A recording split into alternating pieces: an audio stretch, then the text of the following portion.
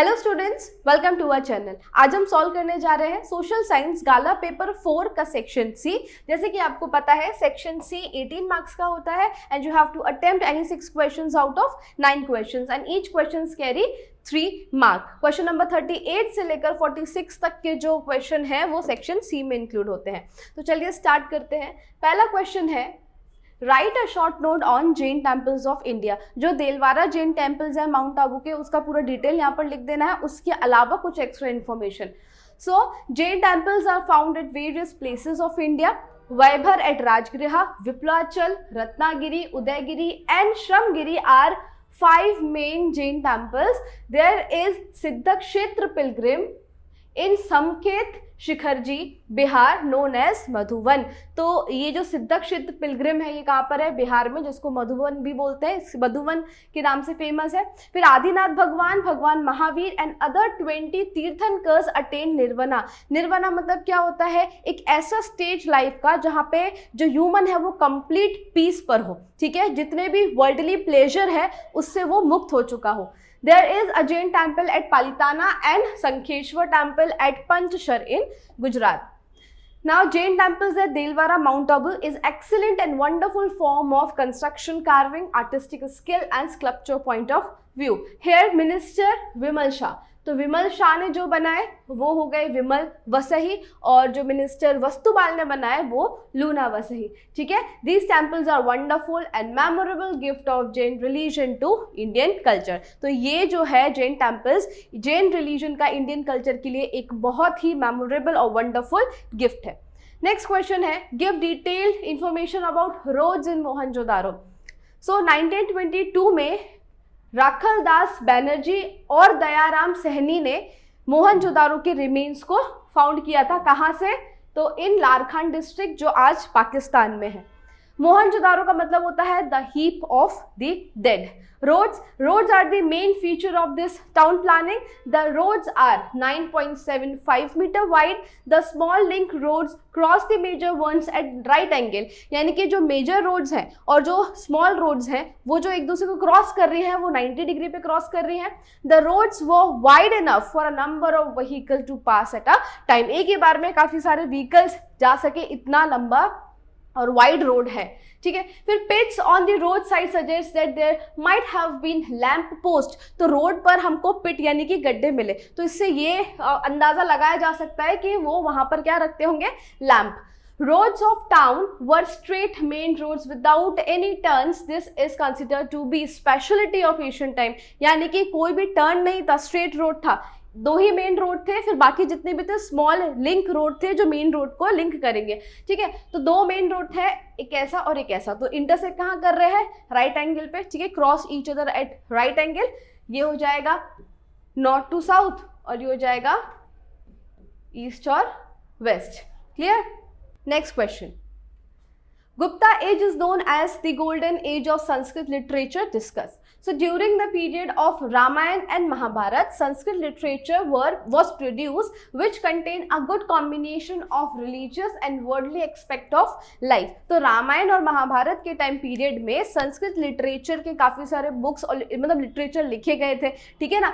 इस पीरियड में ही संस्कृत लिटरेचर को एनकरेजमेंट मिला। During this period manuscripts and smriti granth, इसी टाइम पीरियड में काफ़ी सारे स्क्रिप्चर्स और स्मृति ग्रंथ संस्कृत में लिखे गए हैं। यहाँ पे एक एग्जाम्पल दिया है कौटिल्यास अर्थशास्त्र। कौटिल्य किसका नाम है? चाणक्य का। मैंने इनके 3 नाम बताए थे आपको, विष्णुगुप्त, चाणक्य और कौटिल्य। तो चाणक्य की बुक का नाम क्या है? अर्थशास्त्र, ठीक है, is a book of management. फिर Gupta period was known as golden period for the growth and development of Sanskrit poems and drama. अब लेकिन संस्कृत लिटरेचर को और ज्यादा एनकरेजमेंट और संस्कृत लिटरेचर जिस टाइम पीरियड में डेवलप हुई वो पीरियड था गुप्ता एज, ठीक है। द ग्रेट राइटर्स जैसे कि कालिदास, भावभूति, भारवी, ठीक है, फिर भारतीहरि, Bana Bhatta, Manga and many other belong to this period. ये इतने सारे फेमस संस्कृत राइटर्स हैं, ये गुप्ता एज के ही हैं। इनकी बुक्स के नाम याद रखने पड़ेंगे। Of this Kalidas is known all over the world. His works जैसे कि Kumara Sambhavam, Raghuvamsham, Meghdoot, Abhijnana Shakuntalam and Ritu Samhar are renowned for their best poetic and dramatic style. ठीक है, ये सारी बुक्स, ये सारी लिटरेचर तो वर्ल्ड में फेमस है। फिर बाना की बुक के नाम क्या है? बाना रोट कादम्बरी एंड हर्षचरिता। अब हर्षचरित क्या है? A biography of king Harsha. तो किंग हर्ष की बायोग्राफी किसने लिखी? Bana. Then the subjects of this work, अब ये जितने भी लिटरेचर हैं, ड्रामा हो गए या पोएम्स हो गई, इन सबका सब्जेक्ट क्या होता था? तो पॉलिटिकल इवेंट्स, ठीक है, romance, allegories, comedies and philosophy, इन सारे सब्जेक्ट से रिलेटेड ही संस्कृत लिटरेचर बनाए जाते थे। Hence Gupta age is known as golden age of Sanskrit literature. Next question, what is meant by soil conservation? So soil conservation means to prevent soil erosion and to maintain its quality. Soil erosion को prevent करना, soil की quality को maintain करना is soil erosion. It is directly connected to retain the soil particles at their original place. तो soil particles को उसके original place पर रखना, क्योंकि अगर जो first layer है जहाँ पर vegetation होता है, अगर वो layer खत्म हो जाएगी तो फिर vegetation भी possible नहीं है और धीरे धीरे करके soil erosion बहुत ज़्यादा बढ़ जाएगा। So if the soil is not conserved, then there are chances of floods which enhances the risk against lives and property. तो देखो क्या होता है, फ्लड के रास्ते में अगर कोई भी ऑब्स्ट्रक्शन ना हो तो वो बहुत ज्यादा लाइफ और प्रॉपर्टी को नुकसान पहुंचा सकता है। ठीक है, लेकिन अगर फ्लड के रास्ते में बहुत सारे पेड़ पौधे आ गए तो फ्लड की जो वेलोसिटी है वो कम हो जाएगी और नुकसान कम होगा। ठीक है, लेकिन पेड़ पौधे तब आएंगे जब सॉइल कंजर्व रहेगी, तब जब सॉइल ही नहीं बचेगी तो फिर हम प्लांट्स को ग्रो ही नहीं कर सकते। The soil conservation is very much necessaries. Now remedies, the river flood should be controlled by diverting the flow in other rivers. तो जब फ्लड आता है तो जो फर्स्ट लेयर होती है सॉइल की वो पूरी इरोड हो जाती है, जिसको हम क्या बोलते हैं? Soil erosion. तो जब भी रिवर वाटर एक पॉइंट के ऊपर बढ़ जाता है, ठीक है, ओवरफ्लो हो जाता है, तो हमको क्या करना चाहिए? उसको डाइवर्ट कर देना चाहिए दूसरे डायरेक्शन में ताकि फ्लड ना आए। The series of trees should be grown near a desert region to prevent the winds with more velocity, it will stop advancing. Desert जो बहुत तेज हवाएं चलती हैं वो सॉइल पार्टिकल्स को एक जगह से ले जाके दूसरी जगह पे सेटल कर रही हैं, जिसकी वजह से जो डेजर्ट है वो बढ़ता ही जा रहा है। तो अगर उनके रास्ते में हम पेड़ पौधे उगा देंगे तो डेजर्ट का जो एक्सपांड होना है वो कुछ हद तक कम हो सकता है। Next, explain the following terms. So rare resources यानी कि जो बहुत ही लिमिटेड प्लेसेस पे अवेलेबल हैं, जैसे कि coal, petroleum, copper, gold, uranium etcetera. Alluvial soil, this type of soil is spread over 43% of the total area of India. The soil is found in the northern plain from Brahmaputra Valley in the east up to Satluj in the west. Also in the delta region of Mahanadi, Godavari, Krishna और कावेरी। ये alluvial deposits की वजह से alluvial soil इसको कहा जाता है। Red soil कितने % एरिया ऑक्यूपाई करती है? So 19%। It is spread from Tamil Nadu in peninsula, अगर ऐसे याद रखना है तो Tamil Nadu in peninsula up to Bundelkhand in the north and Rajmahal Hills in the east. Rajmahal Hills in the east up to Kutch in the west. ठीक है, तो यहाँ इतने एरिया में स्प्रेड है। Such soil is found in some parts of Rajasthan also. This soil is red in colour. अच्छा, ये 1 marks में पूछा जा सकता है, ये रेड क्यों होती है? So due to the presence of ferric oxide या तो iron oxide.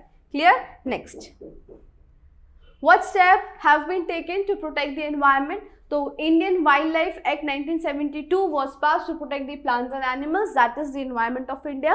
The act also bans poaching or hunting of many animals and protects their habitat. Poaching और hunting, poaching and hunting का मतलब होता है illegally animals को मारना, इसलिए इन acts पर बैन लगा दिया गया है। फिर many sanctuaries, national park, bioreserve, wildlife sanctuary etc. are established to protect। ये सारी चीजें बनाई गई हैं एनिमल्स के साथ साथ उनका हैबिटेट, एनवायरनमेंट और जो भी फॉरेस्ट पूरा होता है ना, जहाँ पे ये सारे पार्क्स होते हैं, वाइल्ड लाइफ सेंचुरी होती है, वो पूरा हैबिटेट ही प्रोटेक्टेड रहे। Clear? Then there are also smaller projects by the state government and the locals like grow more trees movement हो गया, lion project, tiger, rhino project, ये सारे प्रोजेक्ट गवर्नमेंट ने स्टार्ट किए हैं। People of India are also proactive in protecting the environment as they protect against many project।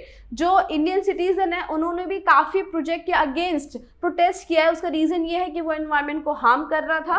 ठीक है, like चिपको movement, ये एग्जाम्पल है। चिपको मूवमेंट में जो पूरा फॉरेस्ट को वो काट रहे थे, हर एक पेड़ को वो काट रहे थे, तो हम लोगों ने क्या किया, हर एक एक ट्री को जाके चिपक गए, इसलिए इस मूवमेंट का नाम क्या हुआ, चिपको मूवमेंट। और इस तरीके से लोगों ने डिफॉरेस्टेशन को प्रिवेंट किया था उस टाइम पे। The government is also trying to reduce pollution to protect the environment, और for this it is banning fireworks को बैन कर रही है। फिर setting of pollution boards at state and district level, pollution board को setup किया जा रहा है स्टेट और डिस्ट्रिक्ट लेवल में, ताकि ये पॉल्यूशन पर ध्यान रखें एंड एट द एंड हमारा एनवायरमेंट जो है वो प्रोटेक्टेड रहे। नेक्स्ट है state the measure to control the price rise. Following are the measures to control price rise. सबसे पहला आता है मॉनेटरी मेजर्स। जो स्टेप्स आरबीआई उठाती है प्राइस राइज को कंट्रोल करने के लिए, उनको कहा जाता है मॉनेटरी मेजर्स, ठीक है। और जो स्टेप्स गवर्नमेंट उठाएगी प्राइस राइज को कंट्रोल करने के लिए, उसको कहा जाता है फिस्कल मेजर्स। क्लियर हुआ?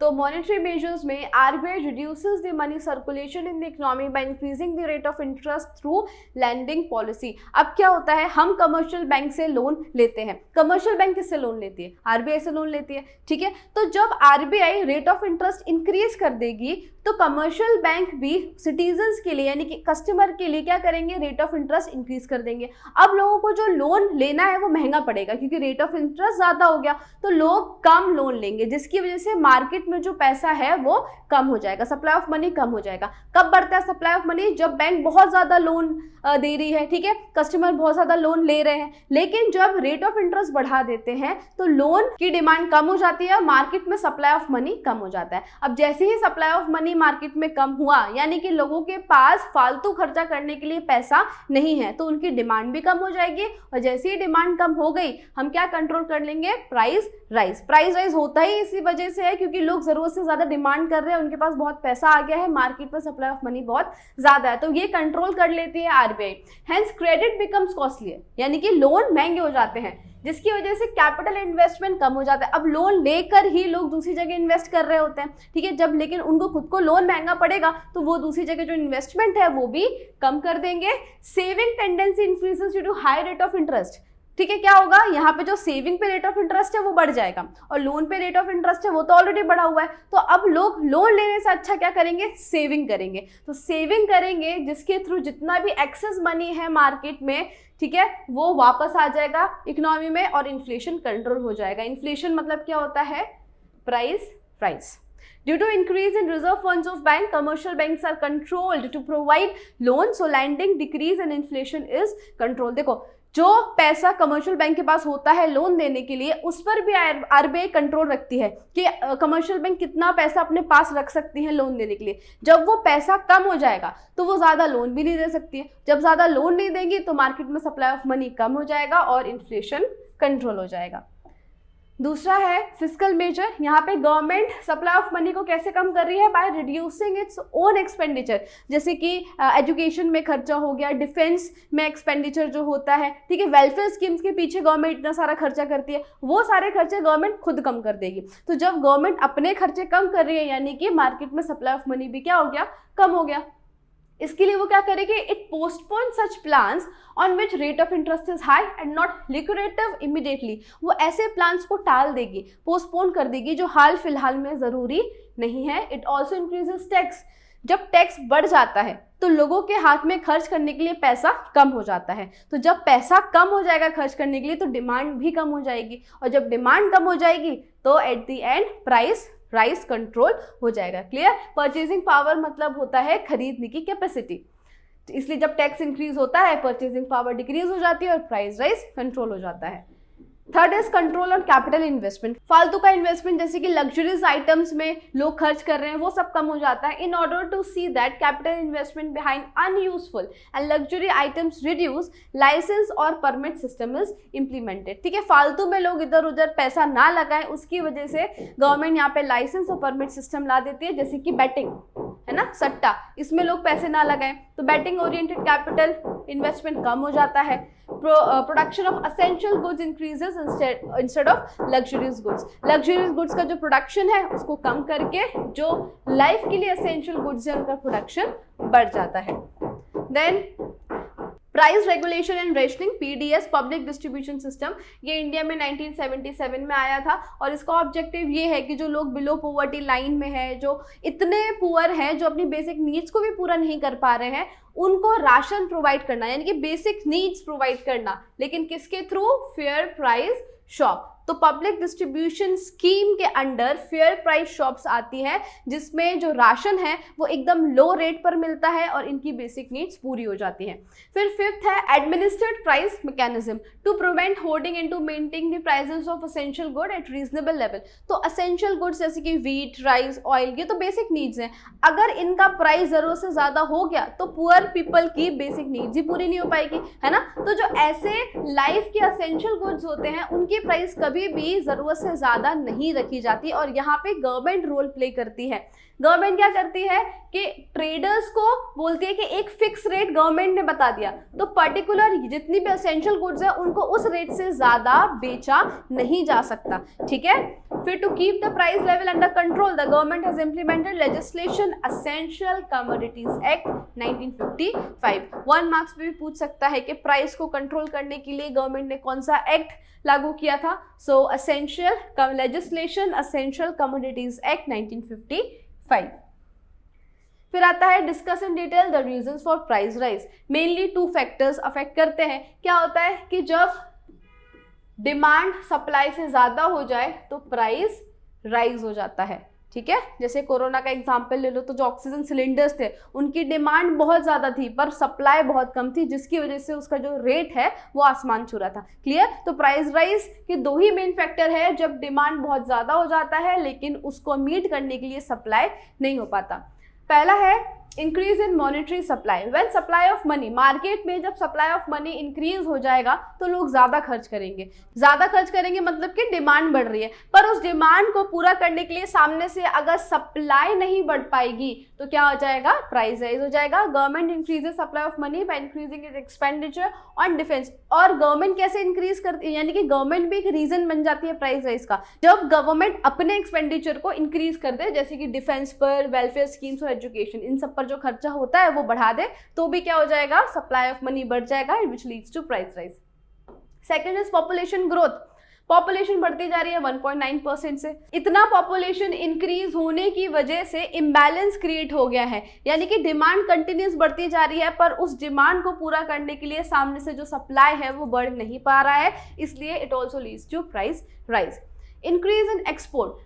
Because of increase in demand of Indian goods in foreign market, government has encouraged increase in export. Indian goods की डिमांड फॉरेन में ज़्यादा है, तो अगर हमारे जो मोस्ट ऑफ द गुड्स होंगे वो एक्सपोर्ट हो जाएंगे तो डोमेस्टिक मार्केट में तो कम बचेंगे, जिसकी वजह से फिर से वही सिचुएशन क्रिएट होगी कि डिमांड तो है पर सप्लाई उतना नहीं है, और जैसे ही डिमांड ज़्यादा हुआ सप्लाई से तो प्राइस राइज हो जाएगा। Due to which availability of commodities decrease in local market. हमने एक्सपोर्ट कर दिया जिसकी वजह से उसी प्रोडक्ट की कमी हमारे यहाँ पे पड़ने लगी, तो प्रोडक्ट लिमिटेड ही है लेकिन डिमांड तो उतनी है, तो अगेन यहाँ पे डिमांड सप्लाई का खेल है। फिर shortage of supply against the demand leads to price rise. End में आप यही देखोगे डिमांड ज्यादा हो रहा है और सप्लाई उसको मीट नहीं कर पा रहा है, which leads to price rise. Fourth is availability of raw material at high cost. तो जब कॉस्ट ऑफ प्रोडक्शन बढ़ जाएगा अपने आप ही कमोडिटी का प्राइस इंक्रीज हो जाएगा। Shortage of raw material leads to increase in production cost and price of commodity increases. On the other hand, workers, अब जैसे ही प्राइस राइज होता है तो वर्कर्स भी अपने वेजेस और सैलरी ज़्यादा का डिमांड करने लगते हैं। अब जब ये सैलरी और वेजेस ज़्यादा डिमांड करेंगे यानी कि इनके वेजेस को इंक्रीज करना पड़ेगा। अब इनके हाथ में भी ज़्यादा पैसा आ गया है, अब इन लोग की भी डिमांड क्या होगी? बढ़ जाएगी क्योंकि इनकम बढ़ गई है, तो ठीक है। लेकिन इस डिमांड को पूरा करने के लिए सप्लाई उतना नहीं हो पाएगा and again it will lead to price rise. तो एक पूरा ये सर्कल बन जाता है। जैसे ही महंगाई बढ़ी तो वर्कर्स ने अपनी इनकम भी ज़्यादा डिमांड किया, तो लोग वर्कर्स की इनकम बढ़ेगी जिसकी वजह से उनकी परचेजिंग पावर बढ़ जाएगी। अब परचेजिंग पावर बढ़ गई तो वो लोग डिमांड भी ज़्यादा करेंगे। अगेन पूरे मार्केट में डिमांड बढ़ गई पर उस डिमांड को पूरा करने के लिए सामने से सप्लाई इंक्रीज नहीं हो पा रहा है और फिर से प्राइस राइज की कंडीशन आ जाएगी। क्लियर। नेक्स्ट क्वेश्चन है what are the ways in which women are subjected to discrimination in India. Indian constitution guarantees equality and justice to all citizen. Indian constitution हर एक सिटीजन को guarantee देता है equality और justice की, पर ये डिस्क्रिमिनेशन आता है लोगों से। Here, female not only play a leading role as human resource in India, सिर्फ इंडिया में ही नहीं पूरी दुनिया में एक रोल फीमेल्स लीड कर रही हैं, but due to biological differences and differences in upbringing and expectation from social and cultural perspective, path of development of male and female is different. Male और फीमेल बायोलॉजिकली डिफरेंट होते हैं, ठीक है, जिसकी वजह से जो सोसाइटी की एक्सपेक्टेशंस है वो भी दोनों से अलग अलग हो जाती है और दोनों के आगे बढ़ने के जो पाथ है वो भी डिफरेंट हो जाते हैं। Even today in many families women क्या करती है, engage in house hold course, cooking or bringing up children. They do not have any contribution in economic earning of family or country. तो यहाँ पे earning में women का इतना contribution नहीं होता है. They do not have any power to take decision, क्योंकि ये society कैसी है, patriarchal, जहाँ पे male head की ज़्यादा सुनी जाती है, इस वजह से भी female पीछे रह जाती है, ठीक है। Suffer from inadequate health care, they are deprived from economical and educational rights, कहीं कहीं पे उनको पढ़ने नहीं दिया जाता है, ठीक है। तो ये सारी चीज़ें डिस्क्रिमिनेशन की। फिर दे एक्सपीरियंस डिस्क्रिमिनेशन इन क्लोथ्स में डिस्क्रिमिनेट किया जाता है, games, opportunities of education, food, hang out, ethics and behaviour. तो ये हर एक चीज़ में वुमेन को डिस्क्रिमिनेट किया जाता है। They become victim of child marriage, फिर purdah system, dowry system and many other social evils due to low literacy. अच्छा, अब ये सब हो इसलिए रहा है क्योंकि जहाँ जितने कम पढ़े लिखे लोग हैं वहीं पे वुमेन के साथ इतना डिस्क्रिमिनेशन होता है। So due to low literacy rate among them, they are forced to become victim of child infanticide. क्या मतलब होता है कि बच्चे को पेट में ही मार डालना। Low respect, desire to have a son, ठीक है। सोशल ट्रेडिशन और sexual discrimination. Inequality is seen in economic, political, social, culture and religious field. यहाँ तक पॉलिटिक्स, यानी पॉलिटिक्स में भी आपको इतनी फीमेल्स देखने को नहीं मिलेंगी, लेकिन अब फीमेल्स का भी वहाँ पे रिजर्वेशन रखा जाता है। Proportion of female members in parliament is hardly 12.2%। देखो पार्लियामेंट में कितने फीमेल मेंबर्स है, hardly 12.2%। Thus in the following ways women are discriminated। Clear? तो ये था पूरा solution social science gala paper 4। I hope आपको समझ में आया होगा। और जैसे कि आपको पता है कि अगर आपको इसका PDF चाहिए तो वो हमारी ऐप UGT पर आपको मिल जाएगा। ऐप की लिंक हमारे डिस्क्रिप्शन में मेंशन है, आप ऐप को डाउनलोड कर सकते हैं। और अगर वीडियो पसंद आया हो, do like, share and subscribe our channel. Thank you.